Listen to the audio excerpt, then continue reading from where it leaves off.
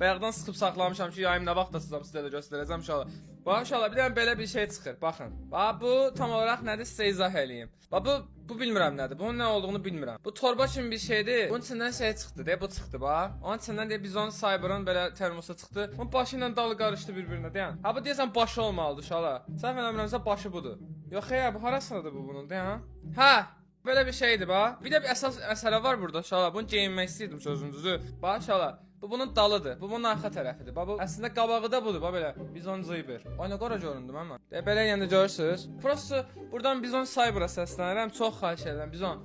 Bunu göndərəndə yəqin ki siz adamları nəzərə alıb göndərmisiniz. Normal insan bədənini nəzərə alıb göndərmisiniz ki, əyninə olacaq. Amma çox xahiş edirəm. Gələn dəfə göndərəsi olsa bu adam razmerini yox, inək razmerini göndərin. Mən də geyinə biləm. Bu ölçüsü çox balaca. Bu 1XL göndərin.